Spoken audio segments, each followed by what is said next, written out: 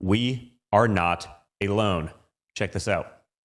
How long have you known this secret about unidentified anomalous phenomena being of non-human origin? For more than 10 years. We did recover things that were exotic in nature in the sky, and we know they were classified craft. And we recovered them and took them back to where they go. Now that is clearly technology that is certainly not known. I got within 150 feet of this object. We are not alone. We are not alone. Guys, we're going to cover a lot of ground here. So joining me now to explain so much more about what he's learned, investigative journalist and correspondent for News Nation, Ross Colt Hart. Ross, thank you so much for being here. G'day, Don. It's good to join you. So, I mean, this is a groundbreaking story. We've been seeing, sort of photos over the last few years, definitely started backing up a lot of what we're hearing. But perhaps this is the biggest story of your career. I know it's been a long journey getting to this point. Can you lay out this investigation and really the most shocking findings? It's funny, Don. I'll actually attribute something to you.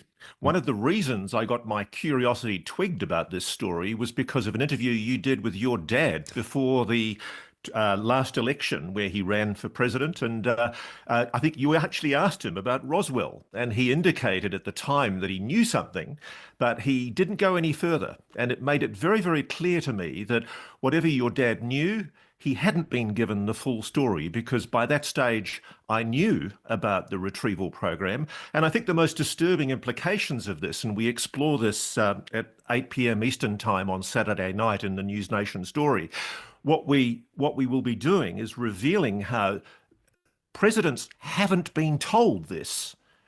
Congress hasn't been told this. It's been withheld from the public's knowledge.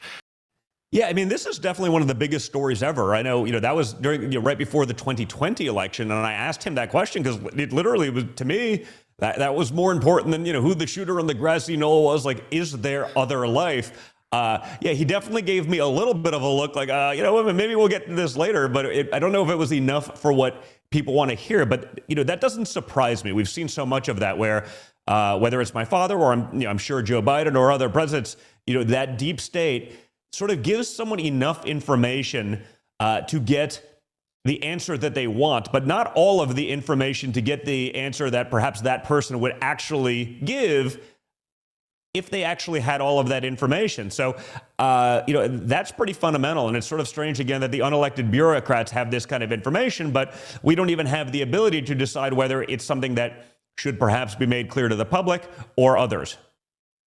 Well, in this case, we're going to make it very clear, Don. Basically, the public has been lied to. I'm shocked as a journalist that the mainstream media have failed in the main. They've allowed themselves to be led by the nose by people in the national security state, the different intelligence agencies that have frankly misled and lied the public for years.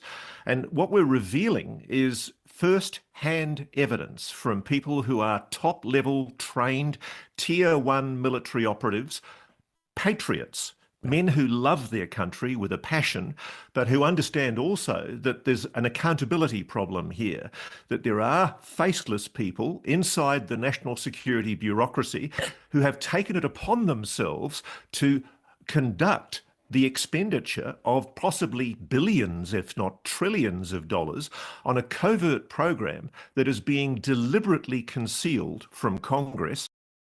If you go into our archive, you'll see that in my correspondence with Bill Clinton, President Clinton, back in the 94-5 time range, after I briefed his CI director, every one of those executive order recommendations that were present then are present now in the briefing document for the incoming president, as well as past presidents that we've dealt with.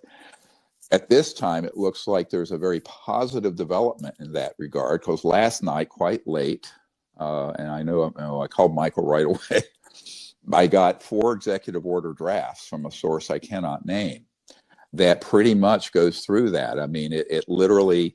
one of them, Executive Order 1, is to establish a coordination office on UAPs, UFOs in the White House to get to the bottom of this. And I'm not going to bore you by reading the text, but I have it. The order number 2 is the interagency coordination and having all different agencies coordinate it, and they keep using the word disclosure. Every one of these executive orders mentions the word disclosure. The American people are ready to receive the truth.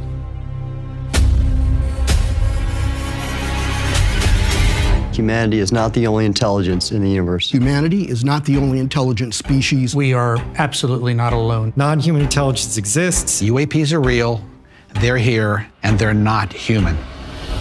I spent 25 years as a senior official with the CIA. I worked on highly classified UAP programs. 28 years as an astrophysicist. I served as the 4th Director of National Intelligence. Director of Aviation Security in the National Security Council. A one-star admiral after 32 years of service. People that come forward with this, I feel like they've taken their life in their own hands.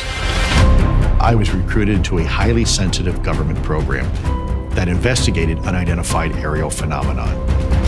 For over 16 years, on behalf of the U.S. government, I worked as a senior intelligence official on the unidentified aerial phenomenon topic.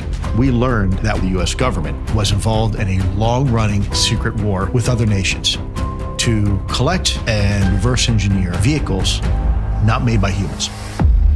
I have seen with my own eyes non-human craft and non-human beings. Look at that thing. It's rotating. There's a whole fleet of them. The first country that cracks the code on this technology will be the leader for years to come. China has established its own version of a UAP task force. You think for a second that they wouldn't consider using it to achieve their ends of domination? This is similar to the Manhattan Project. This is the atomic weapon on steroids. This is so secret, very, very few people in our entire government have been allowed access to it. Even presidents have been operating on a need-to-know basis, but that begins to ramp out of control. It's not acceptable to have secret parts of government that no one ever sees. You better be careful about a government that doesn't trust its people, because there's no telling what they'll pull on you. This is the biggest discovery in human history. You had information being locked away that could change the trajectory for species. It has so many beneficial impacts, including clean energy. We should have disclosure today. We should have disclosure tomorrow. The time has come.